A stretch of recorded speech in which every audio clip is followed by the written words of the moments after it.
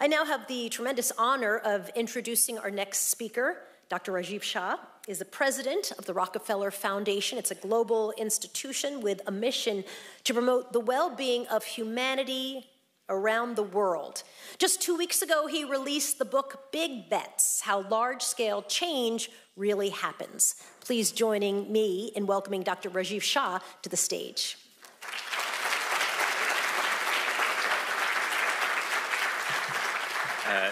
Thank you, Soledad, and thank you, Peter, for hosting me, and the entire Hilton Foundation team for the extraordinary contributions you all make through your work every day. I want to offer a special congratulations to Andrew Yoon and the entire One Acre Fund team for this extraordinarily well-deserved recognition. The Rockefeller Foundation is partnering with the One Acre Fund to improve food and nutrition security in East Africa, so we know what extraordinary commitments and extraordinary results your award winner this year generates for humanity. And frankly, it's very good to be with all of you humanitarians. Your optimism, your perseverance, your commitment to this event, and your commitment to those who are vulnerable inspires us all to be better. And we need that inspiration today more than ever, because coming out of the COVID-19 pandemic on a global basis, we know that we're entering, and in fact living through, a really unique time in the history of global development.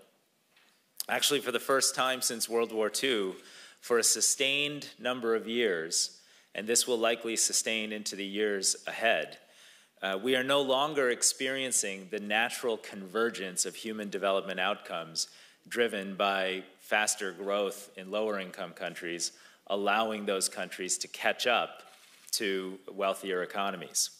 In fact, for a variety of reasons, not least of which was the highly inequitable response to COVID, where wealthy countries committed 30% of their GDP to creating a floor under their economies, and developing countries, where Andrew and his teams work, were only able to commit 2% of GDP to support theirs.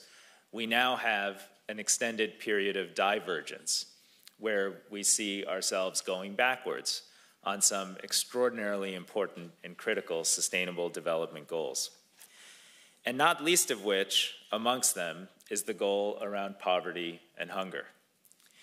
And when Andrew was pointing out the very simple observation that it is in fact the world's food producers, farmers, who too often are the world's poorest citizens, we realize that we have a long road ahead of us. I'm thrilled to be here also during a week when I'm frankly on a book tour. And I haven't previously done a book, and so this is new for me. I'm one city every day all week. Is a special feeling. But I wrote this book. It's called Big Bets: How Large-Scale Change Really Happens. And I wrote this book for 3 reasons. First, I wanted people, young people, but also CEOs and business leaders and others, to know that big bets for humanity start with betting on yourself. Andrew, in his naturally humble manner, at some point in his life, made that bet on his own dreams, and today 1.6 million farm families are the beneficiaries of that commitment. I hope more of us can follow that lead. The second reason I wrote the book is I believe, even in this tough macroeconomic environment, that it is realistic to be optimistic about our capacity to end hunger, to end poverty, to end pandemics causing extraordinarily unjust disease outcomes, and to end the massive instability that's created when people are robbed of their basic dignity to thrive.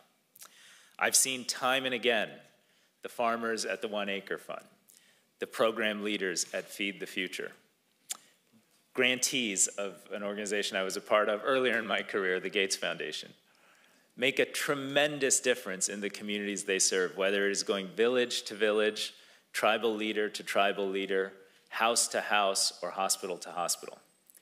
And if we can unlock and expose more of their optimism and their performance, I believe more people will shut out the news of the day that can sometimes bring us down, and will be reminded of what it is we can achieve together when we really try. But ultimately, I wrote the book because I wanted people in this space, in this work, global development and humanitarian affairs, to simply think bigger about what's possible as we look to the future. You know, when I started in the Obama administration, it was after the 2008 food price crisis, financial crisis. And along with that financial crisis, as many of you know, 100 million people had been pushed back into extreme hunger. The Economist that year ran a cover story of a young girl in Port-au-Prince, Haiti, eating mud cakes. And mud cakes are exactly what they sound like. A little bit of grain mixed with mud to improve satiety for a child who is hungry too often. And I remember sitting with the president and sitting with our team and saying, if we're going to bring the world together to do something about a financial crisis, we should, in that same setting, do something about this food crisis. That led to Feed the Future, a program that is proud to collaborate with the One Acre Fund. It led to efforts to reinvest in agriculture as the core driver of inclusive growth in dozens of economies that still absorb the majority of their labor in the agricultural and food production sectors. And it led to more than a dozen countries contributing real resources to act together at times of need. Over the past decade, those collaborations have helped 100 million people move out of hunger and poverty. Not enough, given the numbers we face, but an absolutely extraordinary achievement in and of itself. I relay that story because at the end of the day, I want more people to appreciate that when we act together, sometimes across incredibly unlikely partners, we can do extraordinary things. When we built the politics to support Feed the Future and America's renewed commitment to fight hunger around the world, we did it by holding hands. We did it by praying together with conservative Republican senators. We did it by traveling together with, at the time, newly elected Tea Party leaders of the Congress.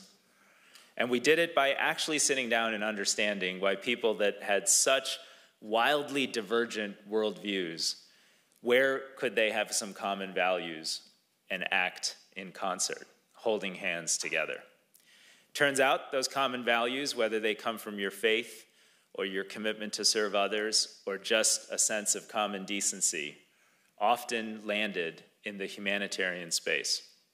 It is part of our country as Americans to want to project around the world a spirit of optimism and a sense of dignity, even to the farthest corners and to those who have the least actual opportunity. And when we do that, we make ourselves safer, we make ourselves stronger, and we transform outcomes there and here at home. So I'm extraordinarily excited that the One Acre Fund is the recipient of this award. To me, the One Acre Fund is the big bet. It's the basic idea that, in fact, the world's poorest people have the world's strongest capacity to end poverty. It's the basic idea that fresh, innovative solutions driven by science, whether it's soil science or productivity orientation around crops and growing practices, science can be transformational. It's an absolute commitment to bring together unlikely partners, sometimes in American politics, sometimes in rural Kenya, and sometimes in other settings as well. And ultimately, it reflects a commitment to measure, document, and stick with the delivery of real results. Our efforts in global development and global health have been extraordinarily successful when we've stuck to that basic formula. We've vaccinated 980 million kids over 2 decades and saved 16 million child lives. We've cut the number of children under the age of 5 who die of malaria down by 50% in just the last 10 to 12 years. We have 21 million people receiving antiretrovirals that are alive today that otherwise would have died of HIV/AIDS. We successfully beat back an Ebola pandemic without letting it spread beyond 3 West African countries when the CDC had estimated that it might reach 1.6 million people and be widespread within the United States. Time and again, When we follow the Andrews of the world, we succeed at achieving these outcomes and delivering these results at scale. So my message to you is, as we look to the future, I would just ask each of you to embrace the big bets you might have for transforming humanity in the present and in the future. At the Rockefeller Foundation, we just announced a $1 billion commitment to fight climate change and to do it by investing in the world's most vulnerable communities. That'll mean investing in farmers. It'll mean investing in school systems to offer effective and nutritious school meals to the 700+ million kids who are in school all around the world, less than half of whom actually get any kind of school meal. It'll mean continuing our single biggest investment, which has been a project to bring renewable electrification, solar mini-grids and the like, to the 1 billion people on Earth that still live effectively in the dark. They don't have enough electricity to power one light bulb and one small appliance for the course of a year. And it'll mean staying persistent in our efforts to transform the global international institutions that define whether and when we have the opportunity to relieve nations of their debt, reinvest those interest payments in girls' education and in gender equity and in opportunities to serve those who are otherwise vulnerable. Just a few weeks ago, I was in Kenya, where 62 cents out of every dollar is now going to interest repayment outside of the country. In that context, it's hard to ask a country to invest in greening its economies, supporting its farmers, paying for health services for those vulnerable kids, and making sure that they do everything else they need to at the same time. We have tremendous opportunities as a global community to get back on track in fighting for achieving the Sustainable Development Goals. But it's not going to happen if we settle for doing good enough. It's not going to happen if we're okay with incremental solutions that make us feel better. And it's not going to happen if we allow the noisiness of our politics or the bad news in our social media streams to discourage us from imagining a world that we defined in those sustainable goals. A world where we said, we will all be safer, we will all be more prosperous, and we will all be more comfortable if, in fact, every child on Earth has dignity. Every family on Earth has food, nutrition, and hope for the future. Every community has energy, a basic requirement to turn their labor into something productive for the future. And every society respects the basic human rights of everyone, including women and girls, whether they're in Afghanistan or elsewhere. We need to get back on track. We can get back on track. I think if we continue to make big bets, we'll continue to succeed. And if we take inspiration from the One Acre Fund and so many other extraordinary partners the Hilton Foundation has honored over the years, we can be optimistic. And you can tell your kids, you can tell your communities that it's realistic to be optimistic about our effort to end poverty in just the next few decades. Thank you and good luck.